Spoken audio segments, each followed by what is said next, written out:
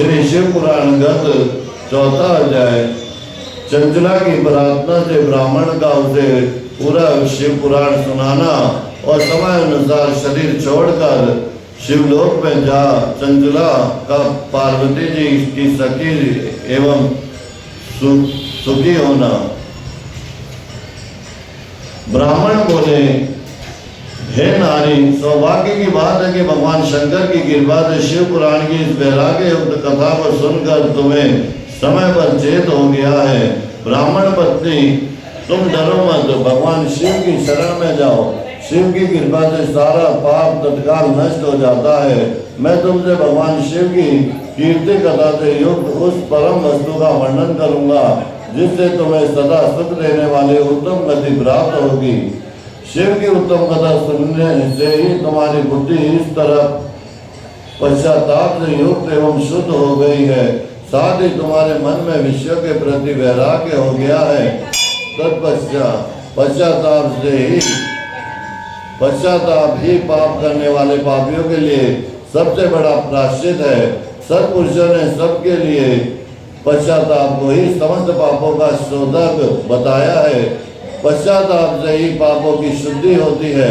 जो पश्चाताप करते हैं वही वास्तव में पापों का प्रायश्चित करता है, क्योंकि सत्पुरुषों के समान समस्त पापियों की शुद्धि के लिए जैसे प्रायश्चित किया है वही सब पश्चाताप से संपन्न हो जाता है। जो पुरुष विधि पूर्वक प्रायश्चित करके निर्भय हो जाता है वह पर अपने कुकर्म के लिए पश्चाताप नहीं करता, उसे प्राय उत्तम गति नहीं प्राप्त होती। परंतु जिससे अपने कुकर्म पर हार्दिक पश्चाताप होता है वह अवश्य ही उत्तम गति का भागी होता है, इसमें संशय नहीं है। इस शिव पुराण की कथा सुनने से जैसी चित्त शुद्धि होती है वैसी दूसरे उपाय से नहीं होती। जैसे दर्पण साफ करने पर निर्मल हो जाता है, उसी प्रकार इस शिव पुराण की कथा से चित्त अत्यंत शुद्ध हो जाता है, इसमें संशय नहीं है। मनुष्य के शुद्ध चित्त में जगदम्बा पार्वती सहित भगवान शिव विराजमान रहते हैं। इससे वह विशुद्ध आत्मा पुरुष श्री सांबे सदा शिव के पद को प्राप्त होता है। उस उत्तम कथा का श्रवण समस्त मनुष्य के लिए कल्याण का बीज है। अतः यथोचित शास्त्रोक्त मार्ग से इसकी आराधना अथवा सेवा करनी चाहिए। यह भयबंधन रूपी रोगों का नाश करने वाली है। भगवान शिव की कथा को सुनकर फिर अपने हृदय में उसका मनन एवं निंदानुसरण करना चाहिए। इससे पूर्णतः चित्त शुद्ध हो जाती है। चित्त शुद्धि होने से महेश्वरी की भक्ति अपने दोनों पुत्रों ज्ञान और वैराग्य के साथ निश्चय ही प्रकट होती है। तत्पश्चात महेश्वर के अनुग्रह से दिव्य मुक्ति प्राप्त होती है, इसमें संशय नहीं है। जो मुक्ति से विचित है उसे पशु समझना चाहिए, क्योंकि उसका चित्त माया के बंधन में आसक्त है और वह निश्चय संसार बंधन से मुक्त नहीं हो पाता। ब्राह्मण पत्नी, इसलिए तुम विषय से मन को हटा लो और भक्ति भाव से भगवान शंकर की इस परम पावन कथा को सुनो। परमात्मा शंकर की इस कथा को सुनने से तुम्हारे चित्त की शुद्धि होगी और इसे तुम्हें मोक्ष की प्राप्ति हो जाएगी। जो निर्मल चित्त से भगवान शिव के चरण बिंदों का चिंतन करता है उसकी एक ही जन्म में मुक्ति हो जाती है। यह मैं तुमसे सत्य सत्य कहता हूँ। सूत जी कहते हैं कि हे शौनक जी, इतना कहकर वे श्रेष्ठ शिव भक्त ब्राह्मण चुप हो गए। उनका हृदय करुणा से आर्द्र हो गया था। वे शुद्ध चित्त महात्मा भगवान शिव के ध्यान में मग्न हो गए। तदंतर बिंदुक्त की पत्नी चंचला मन ही मन प्रसन्न हो उठी। ब्राह्मण का उक्त उपदेश सुनकर उसके नेत्रों में आनंद के आंसू छलक आए थे। वह ब्राह्मण पत्नी चंचला हर्ष भरे हृदय से उन श्रेष्ठ ब्राह्मण के दोनों चरणों में गिर पड़ी और हाथ जोड़कर बोली, मैं कृतार्थ हो गई हूँ। तत्पश्चात उठकर वैराग्य युक्त उत्तम बुद्धि वाली उस वह स्त्री जो अपने पापों के कारण आनंदित थी, उन महान शिव भक्त ब्राह्मण से हाथ जोड़कर गदगद वाणी में बोली। चंचला ने कहा, हे ब्राह्मण, शिव भक्तों में श्रेष्ठ स्वामी आप धन्य हैं, परमार्थदर्शी हैं और सदा परोपकार में लगे रहते हैं। इसलिए हे श्रेष्ठ साधु, पुरुषों में प्रशंसा के योग्य हे साधु, मैं नरक के समुद्र में गिर रही हूँ, आप मेरा उद्धार कीजिए, उद्धार कीजिए।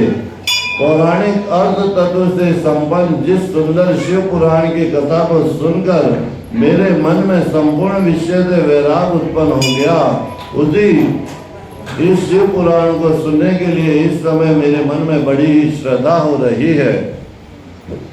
सूत जी कहते हैं, ऐसा कहकर हाथ जोड़कर उनका अनुग्रह पाकर चंचला उस शिव पुराण की कथा को सुनने की इच्छा से मनन में लिए उन ब्राह्मण देवता की सेवा में तत्पर वहां रहने लगी। तदनंतर शिव भक्तों में श्रेष्ठ और सिद्ध बुद्धि वाले उन ब्राह्मण देव ने उसी स्थान पर उस स्त्री को शिव पुराण की उत्तम कथा सुनाई। इस प्रकार उस गोकर्ण नामक महाक्षेत्र में उन्हीं श्रेष्ठ ब्राह्मण से उसने शिव पुराण की वह परम उत्तम कथा सुनी, जो भक्ति, ज्ञान और वैराग्य को बढ़ाने वाली तथा मुक्ति को देने वाली है। उस परम उत्तम कथा को सुनकर वह ब्राह्मण की पत्नी अत्यंत ही कृतार्थ हो गई। उसका चित्त शीघ्र ही शुद्ध हो गया। फिर भगवान शिव के अनुग्रह से उसके हृदय में शिव के सद्गुणों का चिंतन होने लगा। इस प्रकार उसने भगवान शिव में लगी रहने वाली उत्तम बुद्धि पाकर शिव के सच्चिदानंदमय स्वरूप का बारंबार चिंतन आरंभ किया। तत्पश्चात समय के पूरे होने पर भक्ति, ज्ञान और वैराग्य से युक्त हुई चंचला ने अपने शरीर को बिना ही किसी कष्ट के त्याग दिया। इतने में ही त्रिपुर शत्रु भगवान शिव का भेजा हुआ एक दिव्य विमान द्रुत गति से वहां पहुंचा, जो उसने अपने गणों से युक्त और भांति भांति की शोभा साधनों से संपन्न था।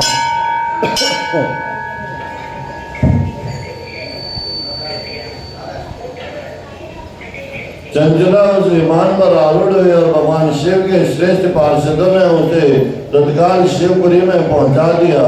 उसके सारे मल धुल गए थे। वह दिव्य रूप धारिणी दिव्यांगना हो गई थी। उनके दिव्य अवयव उसकी शोभा बढ़ाते थे। मस्तक पर अर्ध चंद्र का मुकुट धारण किए हुए वह विभूषित थी। शिवपुरी में पहुंचकर उसने सनातन देवता त्रिनेत्रधारी महादेव जी को देखा। सभी मुख्य देवता उनकी सेवा में खड़े थे। गणेश, देंगे, नंदीश्वर तथा वीरभद्र आदि उसकी सेवा में उत्तम भक्ति भाव से उत्पन्न थे। उनकी अंग कांति करोड़ों सूर्य के समान प्रकाशित हो रही थी। कंठों में नील चिन्ह शोभा पाता था। 5 मुख और प्रत्येक मुख के में 3 नेत्र थे। मस्तक पर अर्ध चंद्रकार मुकुट शोभा देता था। उन्होंने ही अपने वामांग भाव में गौरी देवी को बिठा रखा था, जो विद्युत पुंज के समान प्रकाशित थी। गौरीपति महादेव जी की कांति कपूर के समान गौरी थी। उनका सारा शरीर श्वेत वस्त्रों से भसित था तथा शरीर पर श्वेत वस्त्र शोभा पा रहे थे। इस प्रकार परम उज्ज्वल भगवान शंकर का दर्शन करके वह ब्राह्मण पत्नी चंचला बहुत ही प्रसन्न हुई। अत्यंत प्रीति युक्त होकर उसने बड़े उत्सुकता व उतावली के साथ भगवान शिव को बारंबार प्रणाम किया। फिर हाथ जोड़कर वह बड़े प्रेम, आनंद और संतोष से युक्त हो विनती भाव से खड़ी हो गई। उसके नेत्रों में आनंद अश्वों की अविरल धारा बहने लगी तथा संपूर्ण शरीर में रोमांच हो गया। उस समय भगवती पार्वती और भगवान शंकर ने उसे बड़े करुणा के साथ अपने पास बुलाया और सौम्य दृष्टि से उसकी ओर देखा। पार्वती जी ने दिव्य रूप धारिणी बिंदु प्रिया चंचला को प्रेम पूर्वक अपनी सखी बना लिया और वह उस परमानंद घन ज्योति स्वरूप सनातन धाम को अविचल निवास पाकर दिव्य सौंक्य से संपन्न हो अक्षय सुख का अनुभव करने लगी। इति श्री शिव पुराण महात्म का 4था अध्याय समाप्त। ओम नमः शिवाय।